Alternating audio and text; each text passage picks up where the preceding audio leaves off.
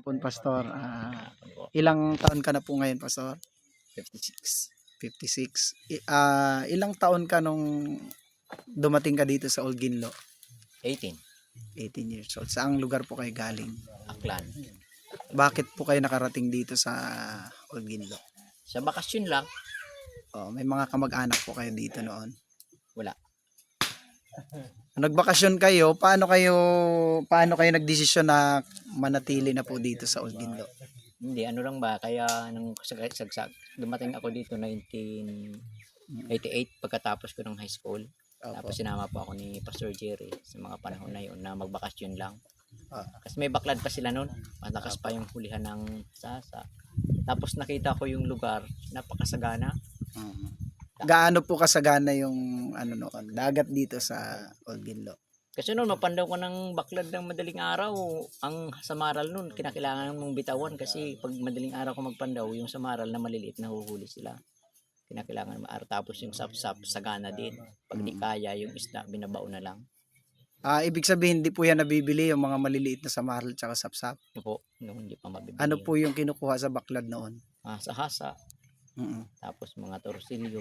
Mm. Halaga noon 20 pesos lang. Bawat kilo. Opo, Okay. hirap pa mabili. Sino po yung namimili noon ng mga isda? Walang halos mabinta noon, halos pang ulam lang, dinadaing talaga. Tapos, Biyaheng Manila, okay. Saan po yan sinasakay? sa Batil, Ano po yung mga batil dati? Miss Bataan at saka Diter. May Asuncion 4. Okay Yun, po. yung mga nauna. Inabot ko pa yun. So, sagana po talaga noon. Patungkol naman po sa tahong, ano po yung may idea po kayo kung saan nanggaling yung tahong? Wala akong bastang idea kung saan ang galing siya. Basta dumating ako may mga tahong May siya. mga tahong May na. mga tahong siya. Ngayon po nagtatahong kayo. Meron po. Isa sa Mga- mga dagdag kita namin yun. Kasi Okay. dumadami, lumalaki sila, hindi mo pinapakain. At saka malaking bagay talaga pag may tahong. Kasi sa panahon ng habagat, ibig sabihin malakas ang alimasag, yung ibang malakas talaga alimasag kasi bagay-bagay yun.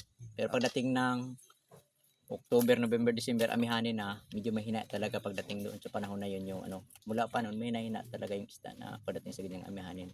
Kaya kinakailangan mong mag-sweep ba para makatawid ka sa araw-araw mo na pangailangan din naman. Kaya pagdating ng amihanin, nagsisimula na kami magdaing ng tahong, nakasa sa tahong na. Magkano na po yung kilo ng tahong ngayon? Ay dito sa amin, okay lang sa 12, minsan may 15, minsan 10. Sariwa po yan, may Sariwa, shells pa po opo. yan. Pero yung daing, Ah, medyo mataas na. May Magkano po? 600, 550. Okay.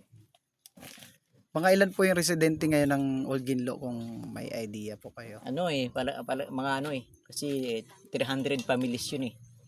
300 families yung yung Olginlo.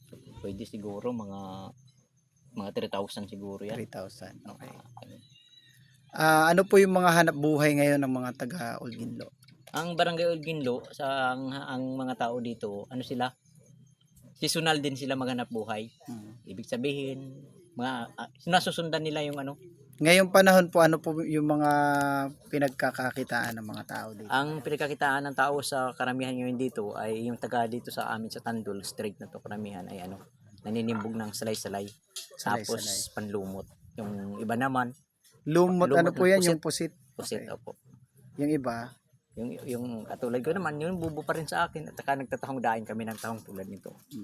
Pangalimasag po. Wala kami pangalimasag. Yan, Ayan, yan pala yung tahong. ito yung daing. Yung ibang mga dito nagpapang-alimasag po sila. Meron din po. Kaso lang ang alimasag ngayon talagang Kahirap. makahuli ka mga 1 kilo, 2 kilo. Ilang panyo na yon? Ay mahaba na po yun. Baka mga 30 na yun. Magkano na po ang kilo? 230, 240. Ganun Yung sariwa po niyan, ano? sariwa po. Okay. So, yun lang. Ano po bang isipin?